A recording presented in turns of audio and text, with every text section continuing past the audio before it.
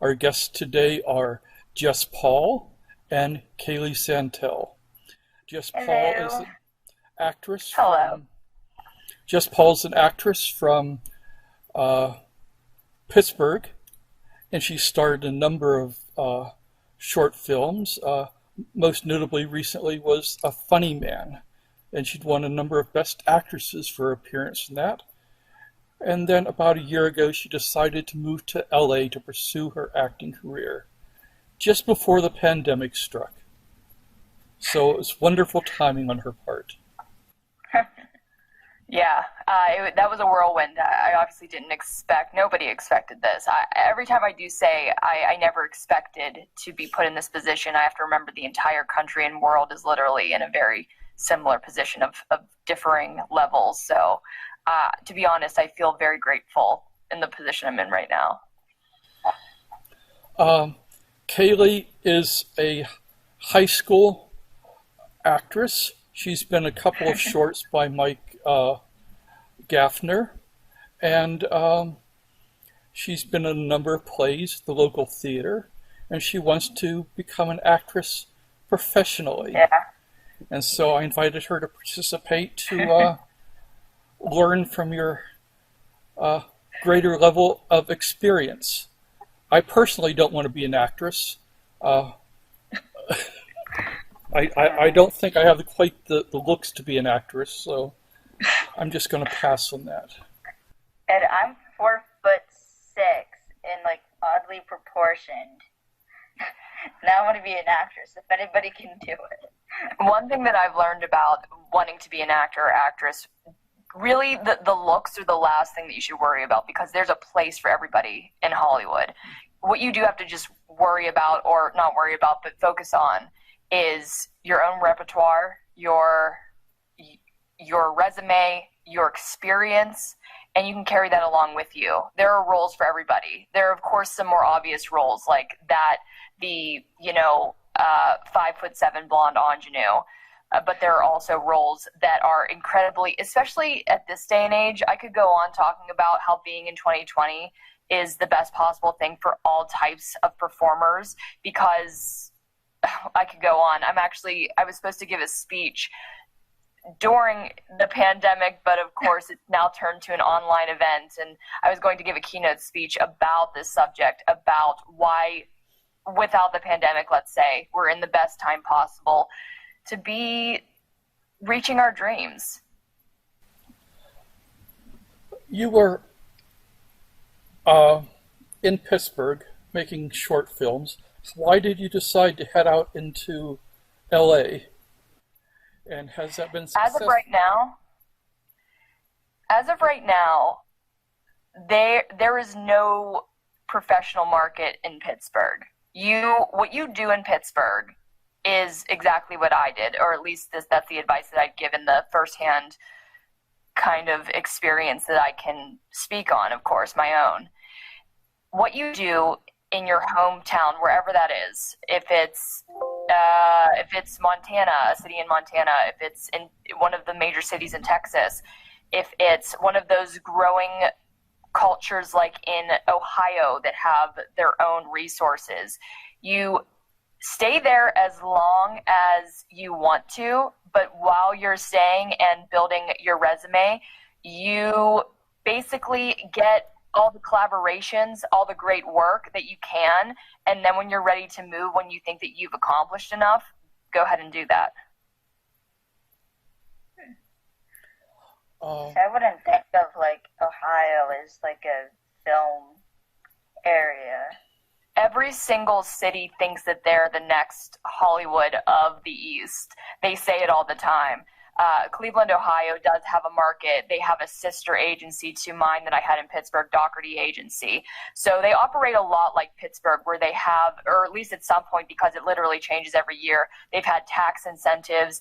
They've had, the resources like agencies, casting directors that are trying to build themselves up. But really what the smaller cities are mostly used for in the professional sense are those tax incentives where Hollywood productions will come out to our cities, use our extras, our PAs, our woods, and our suburban areas to use as backdrops.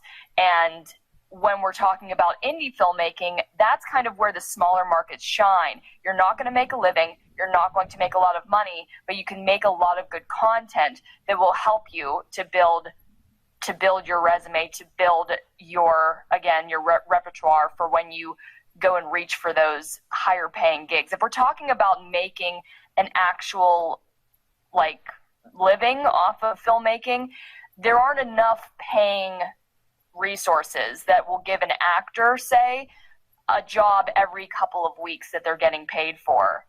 I mean, it's like that a lot in the actual big industry like Hollywood.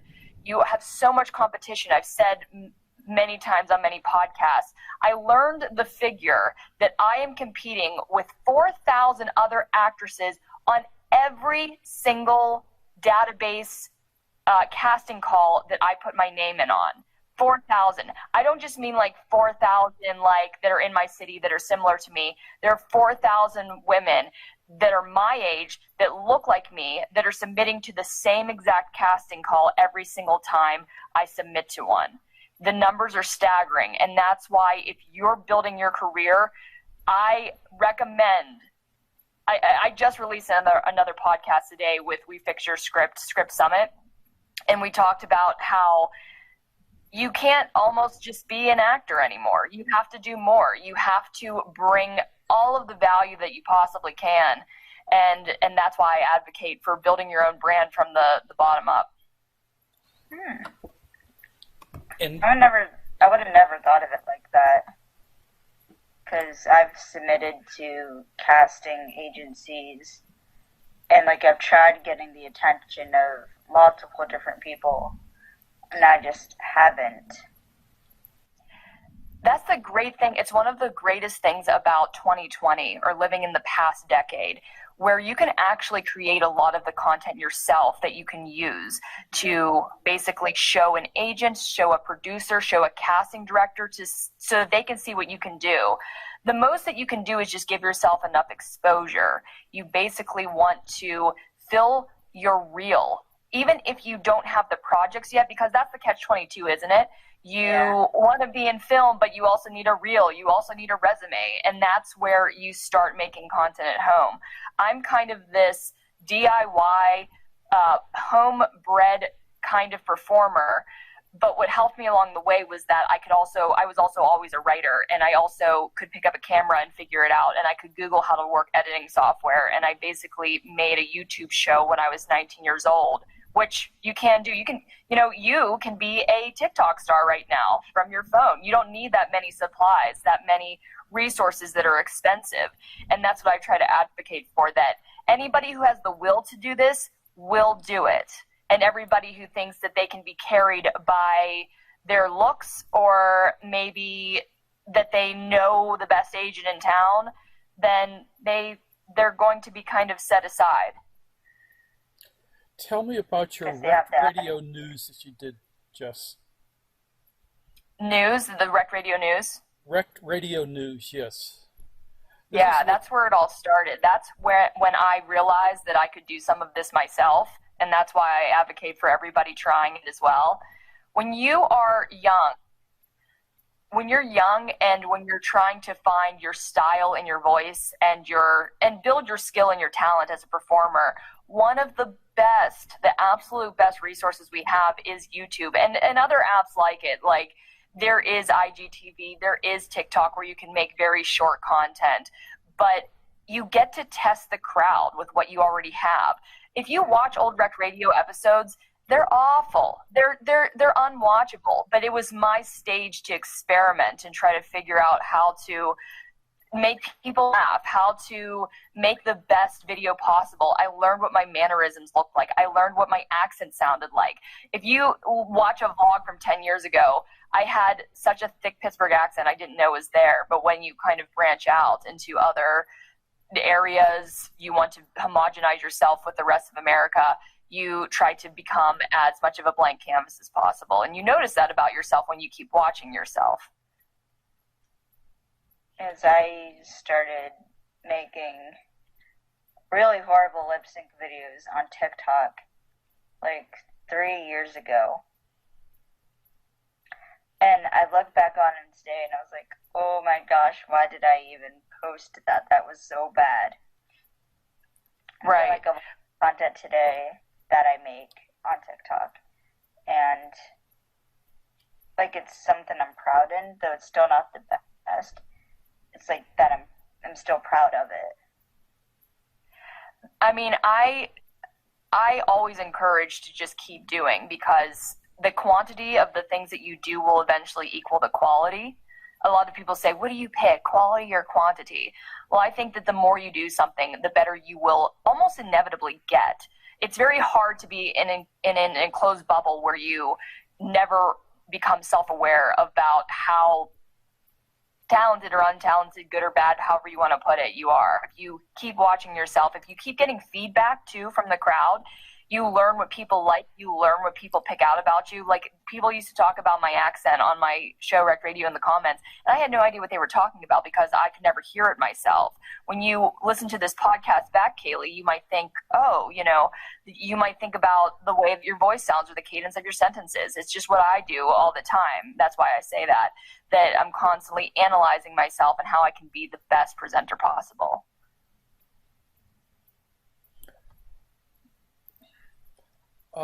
Jess, how did you get started? What was your first role? Were you involved in theater at all, or did you just jump into making videos?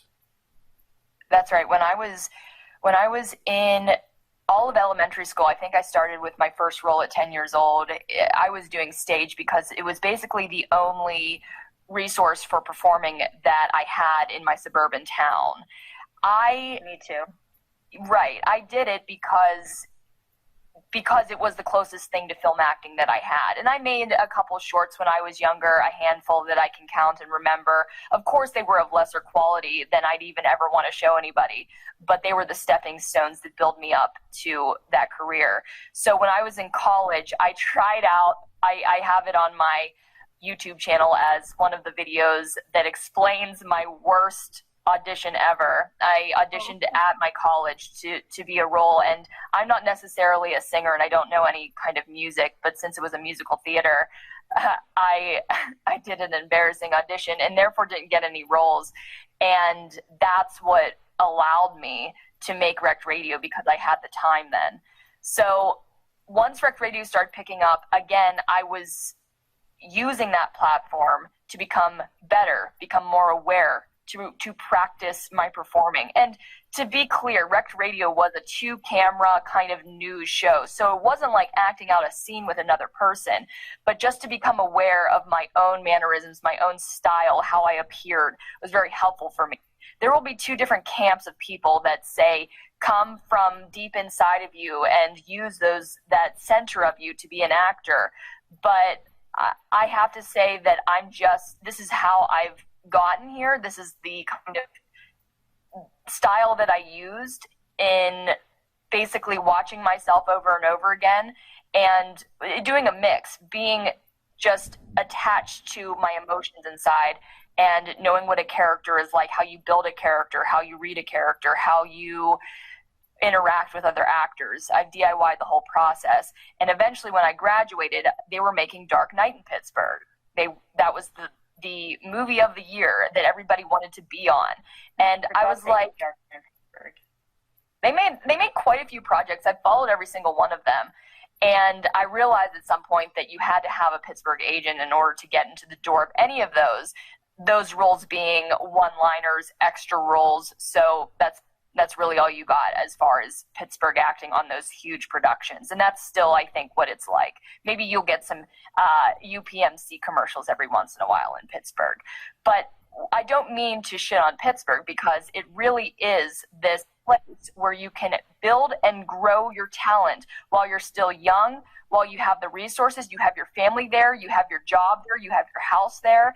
And again, when you are ready to make something more of yourself, then that's when you decide, should I go to New York? Should I go to LA? Should I go to Atlanta, Georgia? It all depends on like how at that point in your life when you're ready to move, if you are ready. Now, of course, all the indie filmmakers, will be saying, hey, I live in Pittsburgh. I want to live in Pittsburgh. I want to make films. Yeah.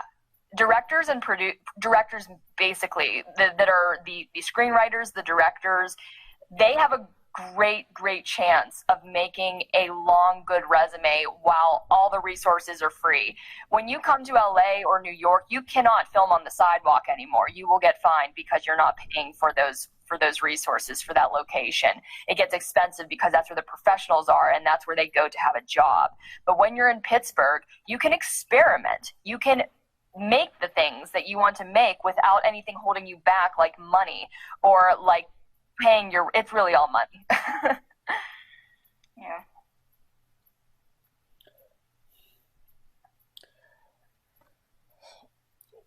Before the pandemic, what success or things have you managed to do out in LA?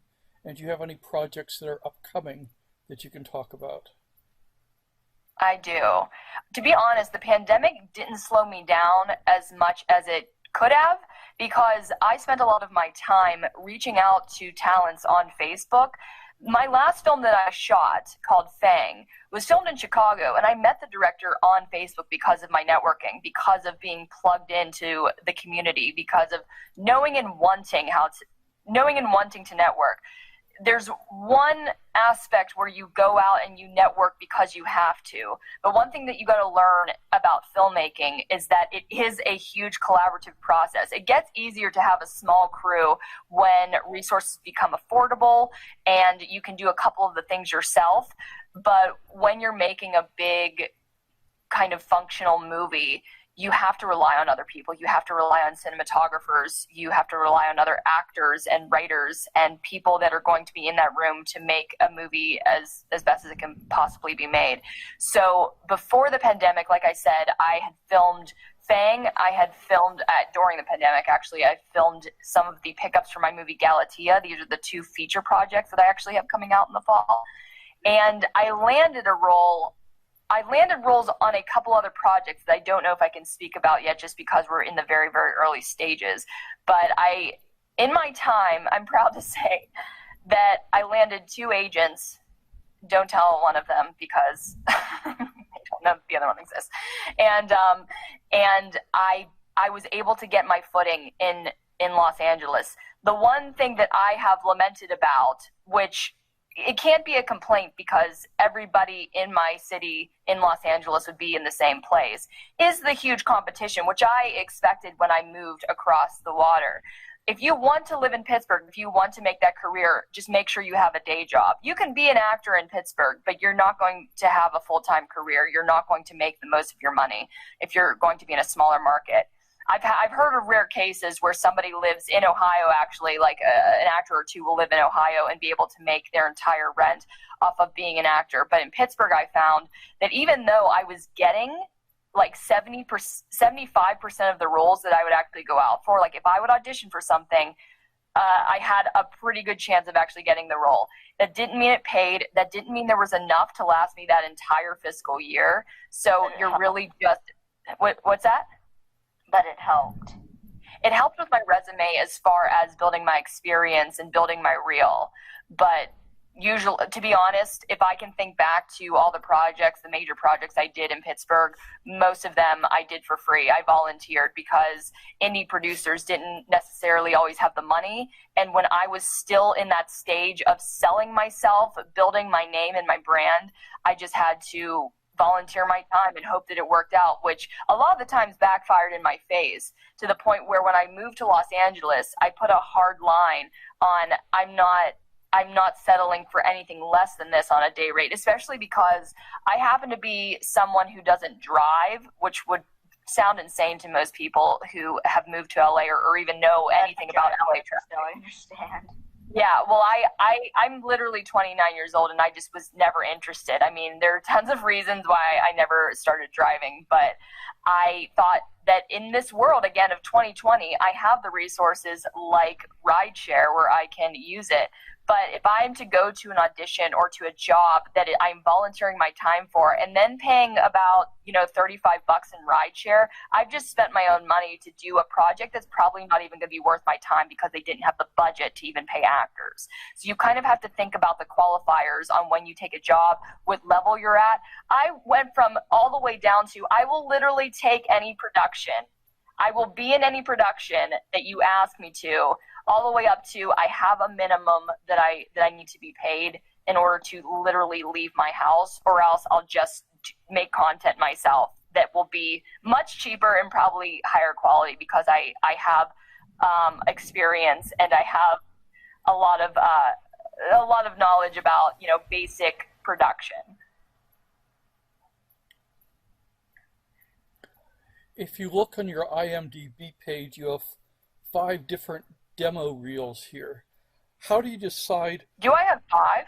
Yes. How do you decide what to include on your demo reels or your tapes to show people that you're brilliant? Ed, that's a great question. No one's asked me that question before, and that's really important. So I've actually looked at a lot of people's reels. I try to give advice whenever someone asks for it, especially only when someone asks for it because a lot of people don't really want it. But whenever somebody sends me a reel, I always send my feedback back because I've been behind the casting director's table as well as in front of it. I've done pretty much every role on set at one point. I've been makeup artist, I've been set designer, I've been extras and actors, I've been the director, writer, producer of films. So I know how it all goes. And when I see certain reels, I always have an opinion. And basically what you want to do is make sure, like if we're talking about the very basics of a good scene, you want to make sure that you're featured. I see too many reels where I don't know exactly what the actor's supposed to look like yet because they're just sending me a video through Facebook and I haven't blown up their profile picture or studied their face enough. So if they're in a scene that's a huge ensemble and they're not the center, then it's very hard to pick out. Also, as you continue along with building your reel, you want to get the highest quality production possible. That might not be an aspect that you have control over in the very beginning of your career. You're going to have a lot of homemade looking movies that you basically are building your video reel with. And you use what you can. But as you start to get better and better roles, you put those high quality productions to the front of the reel. And because unfortunately, one thing that some actors don't understand, they might have done a really good job in the performance, or they're okay with their performance of a video or a movie. But when you show things that are lower production quality, that reflects on the level that you're at. So if a larger casting director is looking for somebody's professional reel, and you have 3 clips of very homemade DIY, badly lit, bad sound recorded, weirdly framed and color balanced videos, then that's going to reflect on the kind of professional you are as well, unfortunately, because we all read books by their cover and we can't change that. Like, you'd like to say that you can change that, but when a casting director is looking at 100 different videos, they're going to go with somebody who has built up to that level where all of their clips are high production value. But when you don't have the high production value, just focus on your best performances and make their best reel possible to make yourself look as professional as possible. I see you have a Jess Paul drama reel 2019 and a Jess Paul actor reel 2018, and they're both about 3 minutes and 15 seconds. How long do you think a demo reel should be? To be honest, it could be as short as 30 seconds if you only have one clip.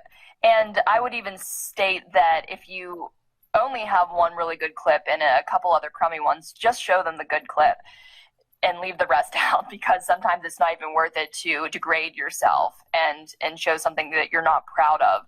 So it can be 20, 30 seconds of a scene that you're talking. But I've also seen of high professionals, including reels that are 5 to 10 minutes long. That's a lot. That's basically not even a reel anymore. It's some kind of showcase that they're making up themselves. But I would say a good cutoff would be about 3.5 minutes. Honestly, a casting director most likely will look at the first 15 seconds before they decide to smash or pass on you. And you will have that opportunity or you won't. So definitely front load it with your best material.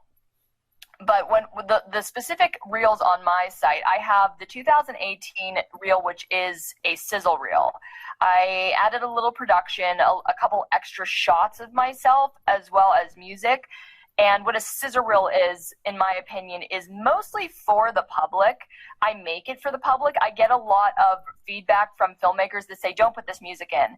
And I agree with them in some instances that when you're submitting to a casting director, when you're submitting to a producer that's just looking for clips, have a no music, very bare bones, cut together reel that's very simply edited. But the sizzle reel, and both reels are kind of collaborations of the same scenes and new scenes together, just always updating, because we're in the digital age. When we were back 30 years ago, you had to get your reel cut professionally, get some tapes made so that you can send them out to where they're supposed to go. But now you can make a new reel every single day because you can just export it on your computer. That's, of course, if you know how to edit or even know how to edit basically. And lucky for us as actors, cutting a reel together, especially the way the casting directors like it, with one scene, second scene, last scene, you can do that in any free software that you get. You can do that in YouTube. You know, you can kind of just you can do it in the free, I think, QuickTime that you get with your computer. So what I always want to say to actors that are trying to build themselves up, you got to realize that there are a lot of resources that you have yourself, free, easy to learn, if you just put the work and the research to know it's there. And the program that I use for editing is DaVinci Resolve. DaVinci, okay. You know what you're doing. Well, kinda. Cool. I wouldn't say I 100% know what I'm doing, but... Well, that's the thing. Even if you had a high-quality product like DaVinci, I mean, they're made... These kinds of softwares are made to be as comprehensible as possible because they want to beat out the other softwares for being as easily accessible to other people as they can be. So whatever you have, rock it. I constantly, throughout my career, after I had been in a Sundance film, after I had made multiple features, I'm still rocking a lot of free software. I have Audacity on my dashboard. I have old versions of Photoshop when I need them. I know where the resources are online in my browser where I can make stuff if I wasn't on my laptop. Again, they're out there because there's so much competition. And that's the good thing about competition, is that you can get some of the good stuff for free or cheap. How do you get a demo reel on IMDb? Well, first, okay, great question. This is very practical, how to as an actor. So anybody can put their demo up on IMDb when they pay for their IMDb Pro account. I literally just renewed mine. It's usually around $150 for an IMDb Pro account. That sounds like a lot. That's for the whole year.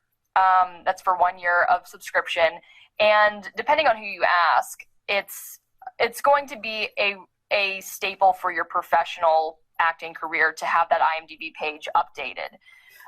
I actually got a coupon where I got to save $30 around this time because I second-guessed, buying it during the pandemic, and then they sent me a $30 coupon to say, hey, do you want to stay? Can you buy our subscription again? So basically all you do is you buy an IMDb Pro account. You most likely have to have, 1 credit to your name at that point, I would assume, and then you can start placing pictures that come free. You can place as many pictures as you want with your IMDb Pro account, and you can upload videos. Well, she's got 1 credit for Howitzer Tales, the Appalachian Hills, on IMDb right now as an actress. And she should have 1 credit as a production assistant, although it doesn't seem to be appearing on her page, because she was a production assistant on one of my movies. The person who made the profile to make it. Or to see if you can update it? Actually, there are lots of things that you can do not even having an IMDb Pro account. For example, without my account, I was still able to add a description to the movie Fang when I was helping build the page on IMDb. And that comes with the editing feature because the crowd edits IMDb. So like Wikipedia, basically. So you can find the edit button on some of your resources. Like, for example, you would go to the link, if I'm remembering correctly, if it's not that much different than my description that I'm going to say. You go to the link where it says that you are the production designer, and you can link it. You can say, I'm this Kaylee that is on IMDb currently, and you can link that listing with yours, because every project is not going to keep count and keep in order where all of their actors are on IMDb, and a lot of people have the same name. So it's a very common thing to get some of your credits disjointed from your main account. And all you have to do is look up on IMDb how to recredit yourself or link those up. And you can do that even without an IMDb Pro account. I don't have an I'll have to do later. I don't have an IMDb Pro account, but you can go to the contributors corner and add things in there. Like, I've added all of my documentaries and 3 of my short films in there and listed all the actors. Yes. And made corrections. You can do that.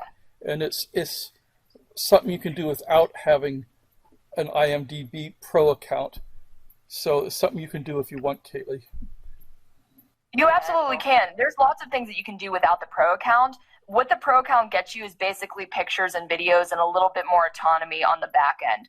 Like, for example, I was able to add in my agent's contact on my IMDb Pro account, and they can handle anything that comes my way in that aspect. I also, on IMDb Pro, you have a separate page that looks a little bit like the black background page that you see on IMDb, but it's a white background, and it's more for the professionals that are looking at pages. So that's the Hollywood casting directors, the Hollywood producers, other directors and actors. They can see other pages that are connected to IMDb Pro that discusses, that shows a little bit more of your professional. Like, for example, you can list all of your theater credits there. They won't show up on IMDb, but they'll show up on your resume in the IMDb Pro white background section, I'll call it. Then basically IMDb becomes your resume. Yeah, exactly. IMDb acts as a resume profile site, as a lot of them do. And to be honest, it's one of the most legitimate ones because it's known by everybody. So if you're ever going to pay in money to get, a good resume site, IMDb is going to be all you'll ever need. But you don't have to pay to do that? You do have to pay to do that. You have to get the IMDb Pro. Yeah. Right. When I was in Pittsburgh, there were lots of nice profile sites where you could put in pictures, and they were free. They were free or cheap.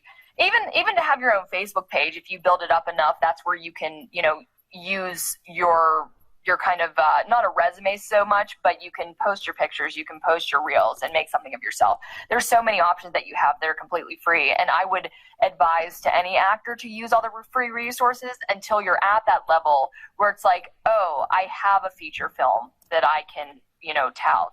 I have all the resources. Yeah. And then that's when you start investing in your career, because a lot of professionals will say that you have to invest early, you have to put that money down. I don't agree with that, especially now, especially in this day and age. I have to use an IMDb account because I have surpassed the level where all of the indie small profiles are not as helpful to me. When I got away, one thing that I had to do, one of the first things that you kind of do to get started in the actual industry is you sign yourself up for all the databases. The database that I was talking about that you would be competing with 4,000 other exactly same age, look, actresses in the entire city at one time.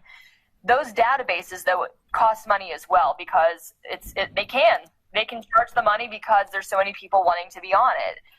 And those people that pay will invest their time in keeping up their profile. So the 3 big guns right now are Actors Access, Los Angeles Casting, and I would say a third distant is Casting Frontier as far as necessity goes. And so I pay for, and I have to pay for Actors Access as well as LAC. They will give you a couple free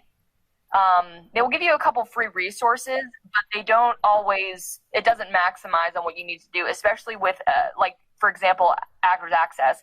You have to pay $2 every time you submit.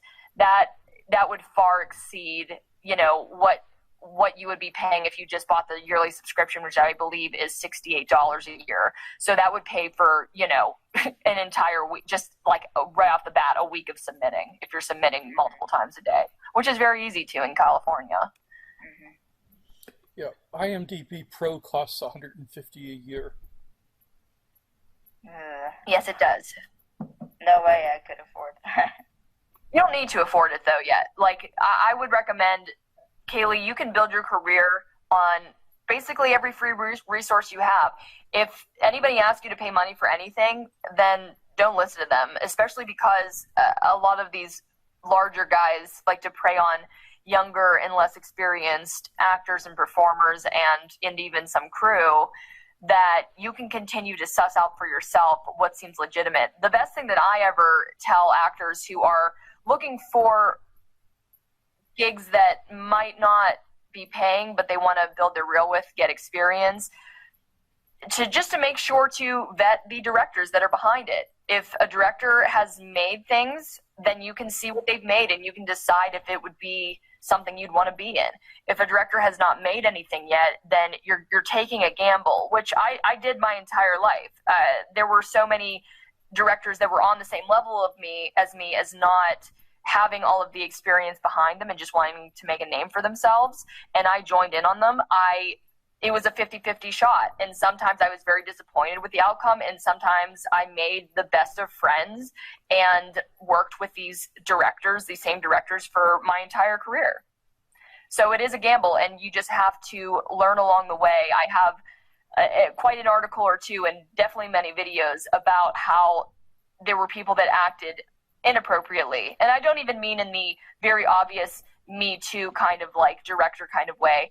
I just mean people that didn't understand how to run a set and didn't know how to make a movie, or really decided to place their expectations on a high shelf and then express that to everybody else, even though they had no promise or even any accessibility of making some of the big things happen for them that they wish that they would have. So you will watch the red flags along the way. You can talk to other actors like myself to learn what those red flags might be. Yeah, that was the big thing, was like what really happens behind the scenes. Like the Me Too move, that was the thing for a while. That's another reason why I'm so grateful to be acting, and you too, Kaylee, in this time where it's being called out. It's not being hidden. It's not being protected like it used to be. And I, raise my hand in like mock prayer every single day that I'm living in 2020 past that time where I could have possibly been put in that position. If you guys watch my video, what did I call it? I think it's the day that I decided not to become an actor. When I was 16 years old, there was one single day where within the actual time frame of less than an hour, I changed my mind about becoming an actor.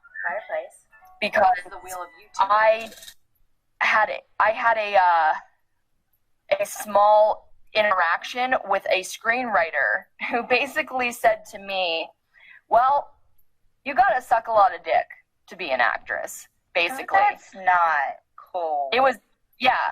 I mean, and a lot of people hearing that story, they question, well, was he being literal? Was he being figurative? Like you just have to, kiss up to people and compliment them a lot. But I don't think that's what you should have said to a 16-year-old actress wannabe if you wanted to be metaphorical. And so that day I decided that's not something I want to do. So I ended up going to art school. I don't have any kind of training or degree as an actor. Like I said, I DIY'd this entire process of learning how to be a filmmaker and an actor. And I went and got my graphic design degree instead, which is another thing I'd recommend, that, when you're when you're young and you're growing up and you're deciding to become a performer, as much as this sounds like a parent, it is what I ended up doing. And it was getting a practical degree, something you still love doing, but something that's going to pay the bills. I consider my time so far as an actor on the indie circuit somewhat successful, again, at the lower level indie circuit. But even I can't pay my rent with the acting jobs that I get. And I have 2 features in the bucket ready to come out and 4 projects on the way. But it's not going to pay for that daily grind of getting from one job to the other.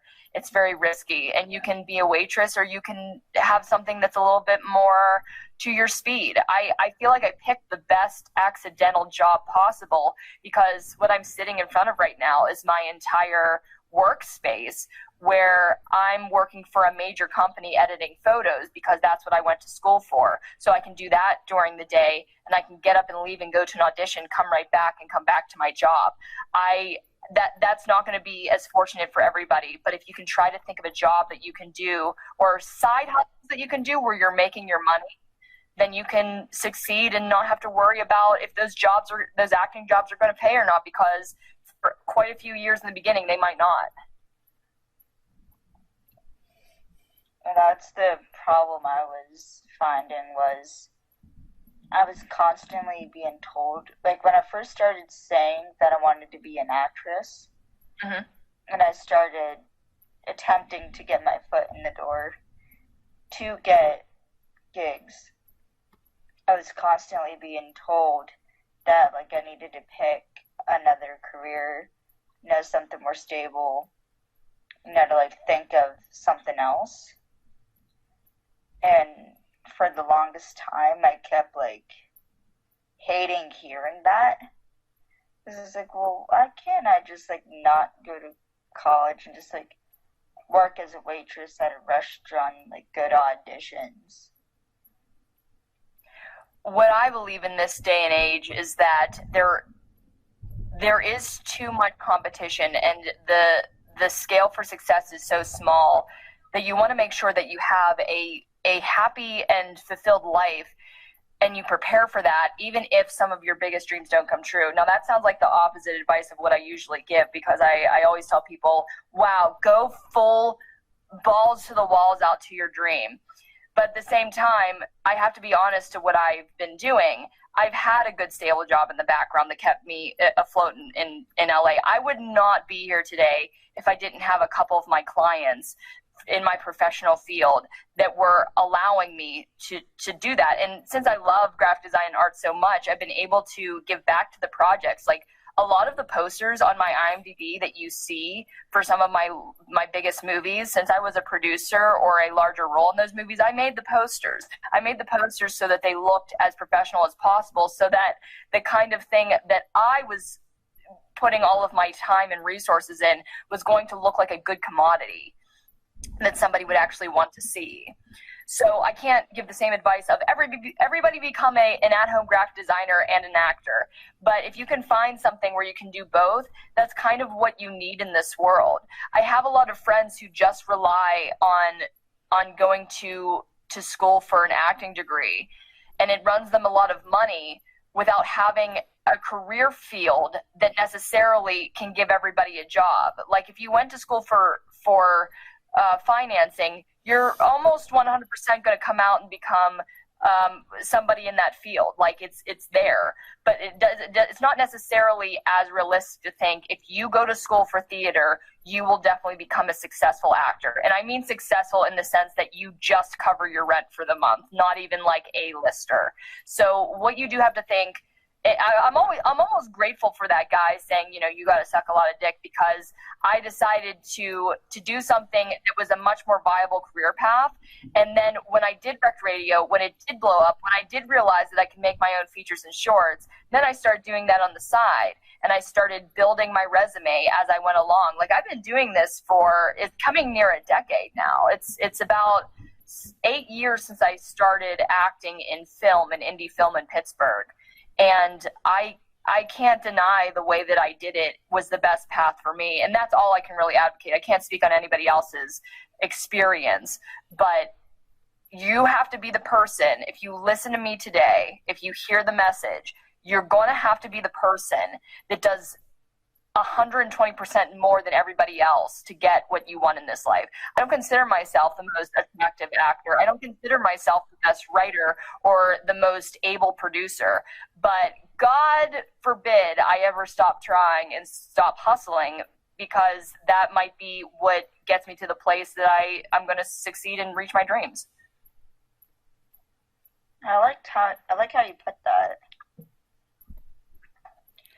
It's encouraging. At the same time, I try to be realistic, because when you talk about the numbers, when you hear that 4,000 figure that was put into perspective, I don't remember the last time I was in a room with 4,000 people. And to think that casting directors have to look at that many pictures, they don't even get to the reel sometimes. I have a reel on all of my databases, but if they come across just a picture that they like or they don't like, they're going to choose that way and look more into it. It's more about marketing than it is about, being the best looking person. You just have to put yourself out there and try the hardest to make what you have be as professional as possible. Do you know of any free databases where somebody could submit a resume? Yes. So, free databases. Basically, most of the databases have free versions of them.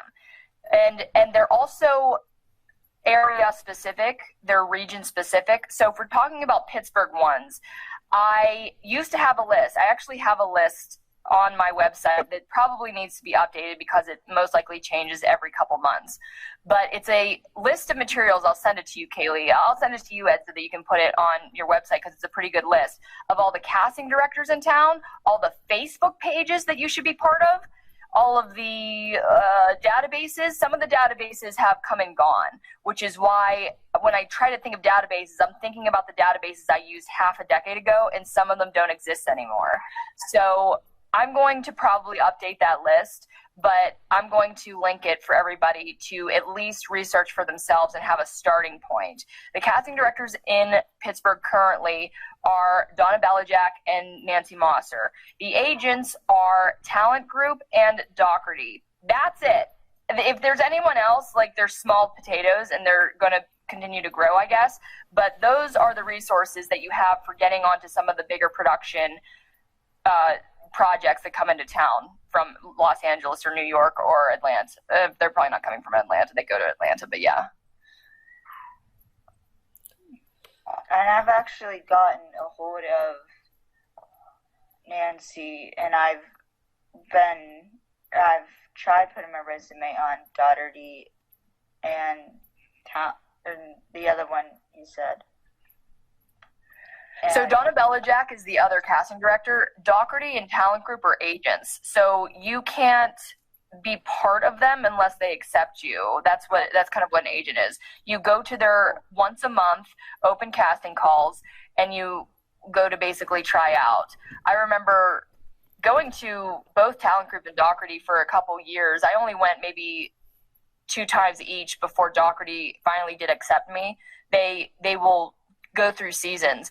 And basically what an agent, especially in Pittsburgh, is looking for, I can speak a little to, is they want their own catalog of different kinds of actors. And because it's more of a commercial industry in Pittsburgh as opposed to a theatrical film industry, they're looking for smiling faces. They're looking for people that can play like family members on commercials, or any kind of character, really. I mean, whatever type that you start to set yourself in, that's what you're going to focus on. That's the kind of pictures you're going to take. That's the kind of type that you lean into. I mean, we can talk about type. That's a whole other conversation.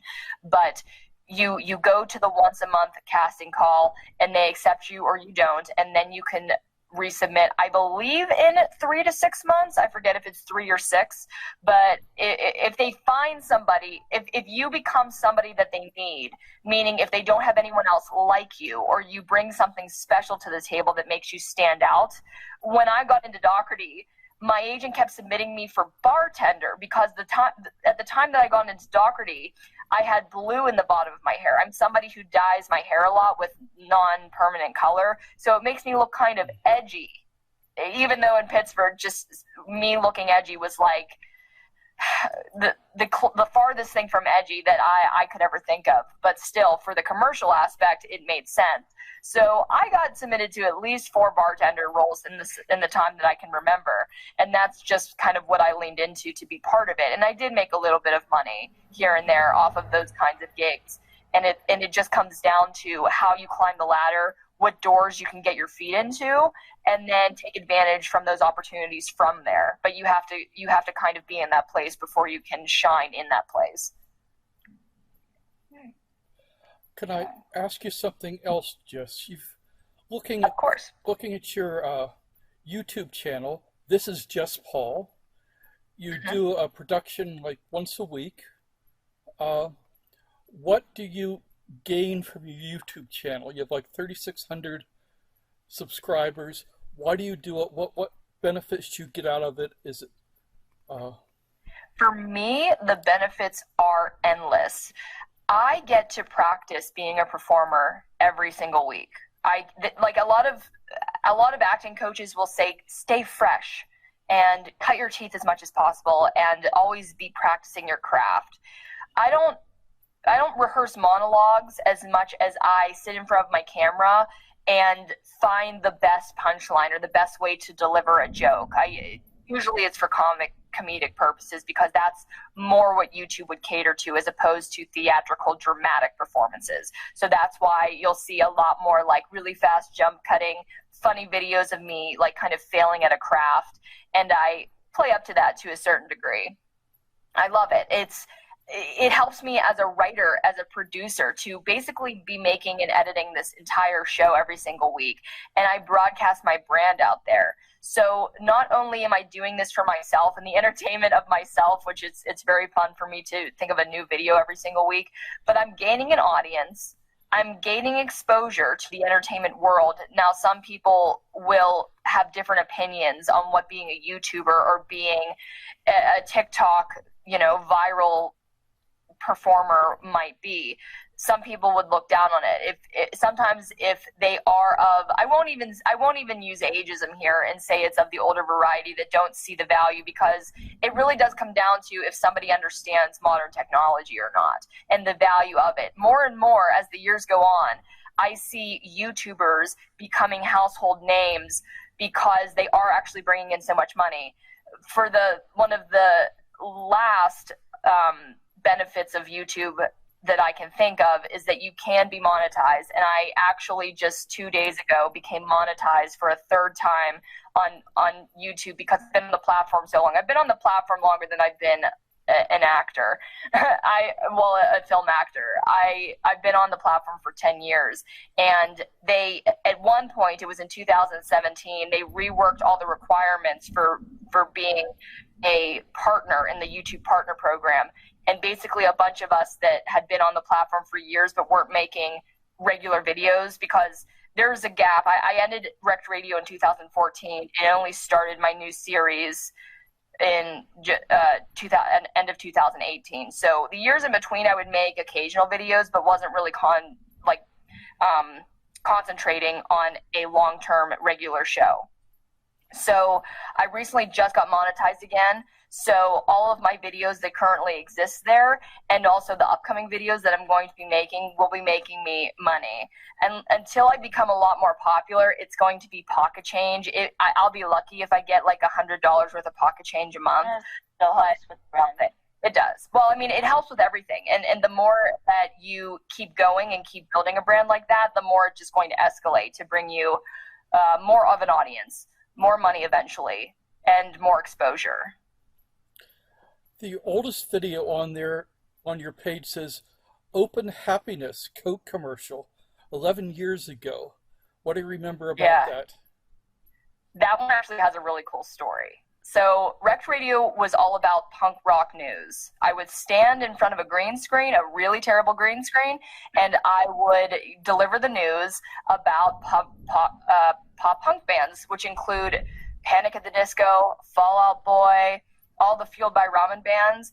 And that year, Coca-Cola was doing a campaign where they included the singers of Panic at the Disco and Fall Out Boy, as well as Gym Class Heroes and Janelle Monáe, and they made a song called Open Happiness. And it was catering to what was really popular at the time, which was that Fueled by Ramen, which is a very famous record label in that genre.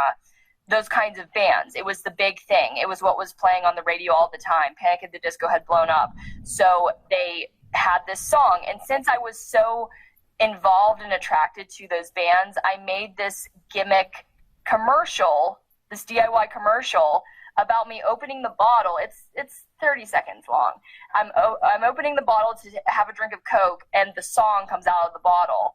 And then I'm like, whoa, something happened.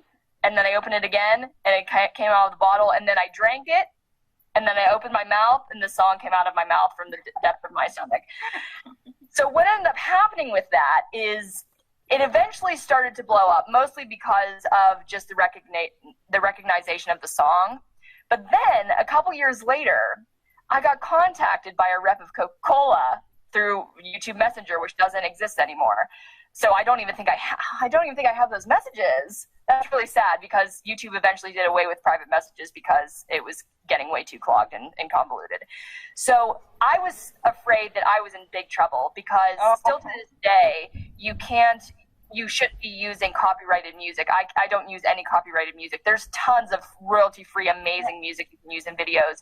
But if you're going to use a popular song, you can, one, get your videos stricken down, or two, you can get the monetization taken away, and it will funnel to the artist, which isn't the worst thing in the world. But if you're just I uploaded, or what happened was I was uploading videos of myself playing video games. I was doing that recently, and I was playing the Uncharted video game series, and I was uploading it to YouTube, and I kept getting copyright claim because of the background music.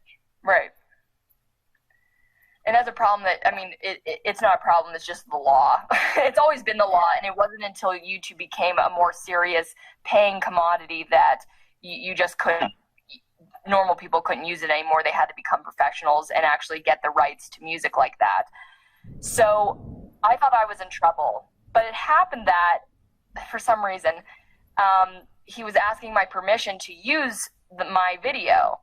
And what I later learned as we continued to have a conversation, he was a rep for the marketing of Coca-Cola. And what he would do was he would go to conventions and colleges and high schools, and he would show a leg of their marketing that he did.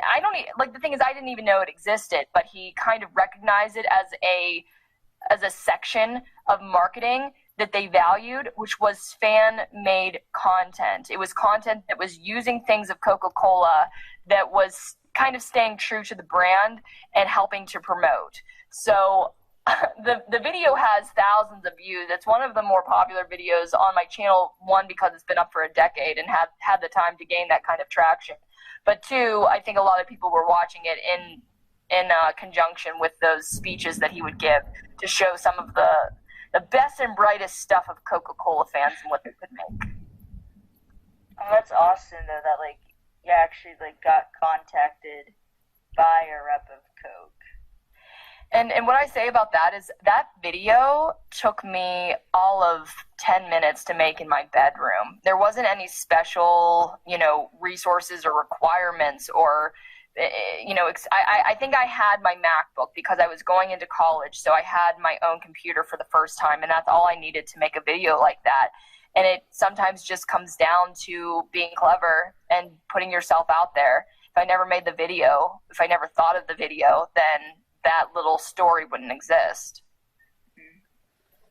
The whole copyright claims of music is kind of weird.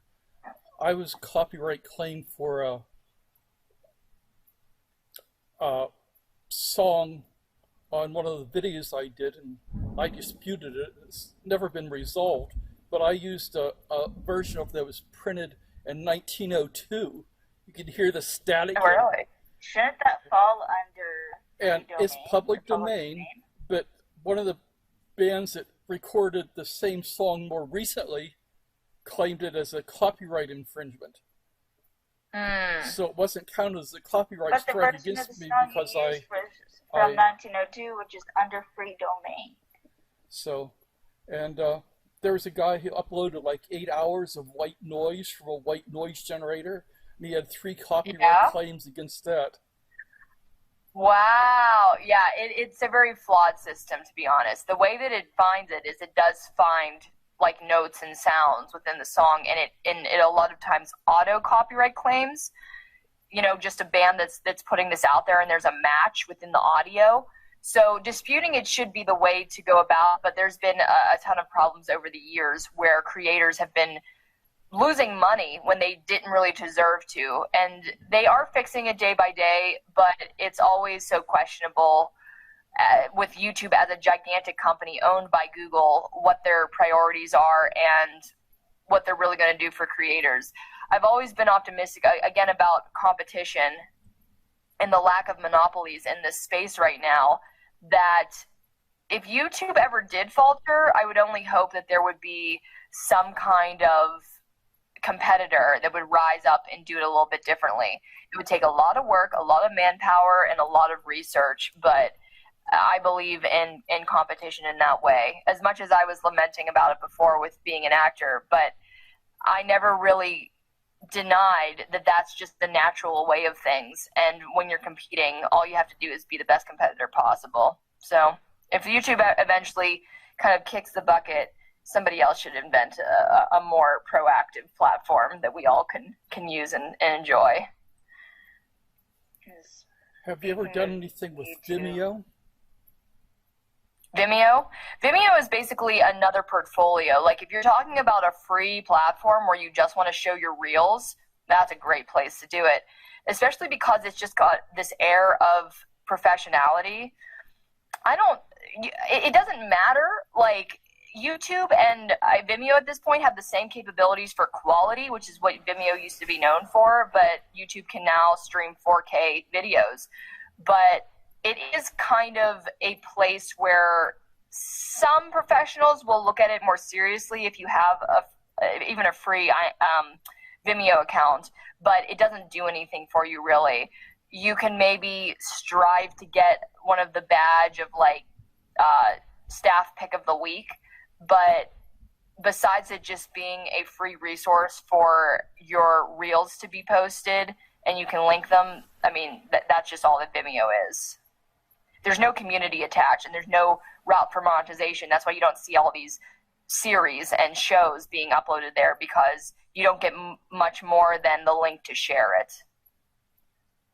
All right.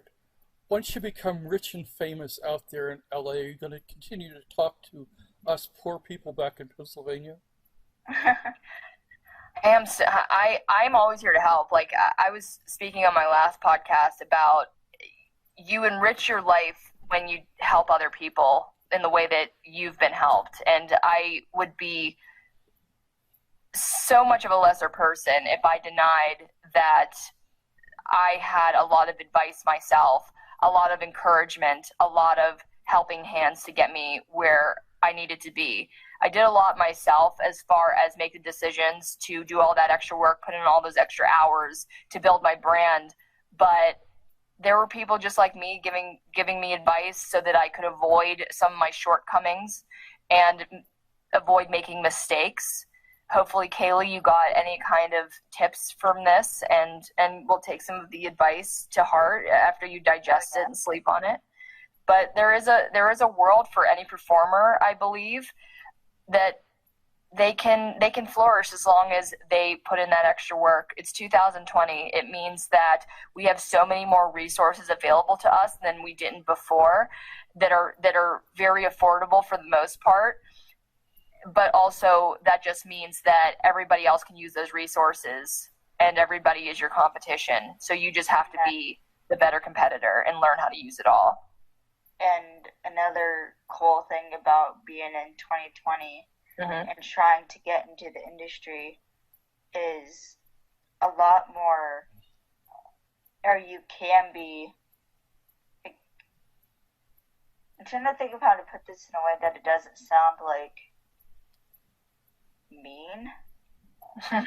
But like, go for it. No, it kind of pays to be different. It definitely does. You're so right about that.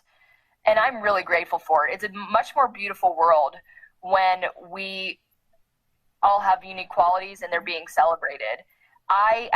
One of my biggest clients that I love and will always kind of speak positively about is American Eagle. That's one of the companies that I edit photos for. And they have been opening my eyes to how inclusive major retail and corporate America can be. The way that they have been featuring models of all different colors, shapes, sizes, unique features, it actually changed my mind about what beauty can look like. It can look like everybody. It can look like anybody. To put cool clothes on people that look like you or don't look like you, it really speaks to the masses. And I'm glad that we're in a world with companies like American Eagle and others taking a similar path to showing everybody's true colors and not being afraid to showcase something that's not picture perfect and cookie cutter, because we're not all like that. All right, let's end this interview at that point, and we'll stop it. There's one last question I want to ask you. It probably won't be in the podcast, but tell me about your donut hats. Oh, yeah. Hats? That's another one of my side hustles. Do I have them around anywhere? Here, I'll show you one.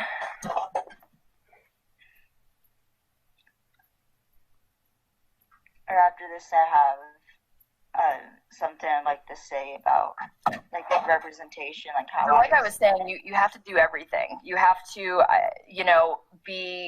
be your own boss. You have to, work on every aspect of set that you can, and then you have your side hustles. And so as an artist, one thing that I began doing was crafting fake food. And so I make donut crowns. That is awesome. I'm pretty much the only person in existence that makes things like this. Believe me, I've looked. And then I also make prop food for movies. That looks so good. Thank you. Delish. Throw it over there if you can. But yeah, that's another one of the things that honestly got me through quarantine, because some of my clients weren't in office during this whole pandemic. So one thing that kept me afloat was selling my donut crowns, making a few $100s a week for it. Jeez. Yeah. Do you sell them on what? Etsy. Like you sell them Etsy. Mm-hmm. And talk about being unique. Like when you can find a niche like that, and also like one thing that I didn't realize at the time when I did rec radio, it was niche, and I didn't realize it because I was just doing what I liked. But I was basically the only female rock reporting news show that existed on YouTube, and I was able to crack that niche, and that's why over time that show ended up gaining 17,000 subscribers and 4 million views over its lifetime before I quit it. And now I'm basically on YouTube kind of starting over. Like there's a fraction of the leftover fan base. Like to this day, my top commenters are people that watched me all the way back, 10 years ago when I started. But that's kind of how I made my way in this field. And what I was saying about, being a very specific and driven performer is you kind of get your foot into all these opportunities and doors that you can find or make for yourself and just ride the way up the top. Because I don't think I would be in the same position I am now if I just looked like every blonde model. I look a little bit different. I am a little bit different, and we're in the best time for that kind of thing. Mm-hmm. Well, what was a cool kind of experience for me about dealing with representation was 3 years ago. I was diagnosed with a genetic disorder called Turner syndrome. Oh, yeah? Which is why I look different. And I was numb for a long time after that. Yeah? But what was interesting, of course, one of the first things I did when I was diagnosed was I looked up, like, famous people Yeah? who also had Turner syndrome. The one that impressed me the most was an actress named Linda Hunt. Yeah? Who is famous for her role as Hetty Lang on NCIS Los Angeles. Okay, yeah. So then I started, like, when I would catch an episode here or there, I started realizing that person, like, went through the same thing I did. Right. And, like, they know, like, what it was like. And it was so cool to have, like, somebody you kind of relate to. Absolutely. And Kaylee, you ride that. You ride that uniqueness. You use it. Seriously, it will help you. And just to get yourself out there, and again, to build your own reel, build your own resume, experiment with video, experiment with, the different roles that you play. The more you do, the better you're going to get just from practice. All right. Thank you, ladies. Have a nice evening. Thank you so much for having me. Thanks, Jess. I appreciate you yes, it was. Participating. Absolutely. Anytime. Thank you, Ed. Thank you, Kaylee. Bye. Bye.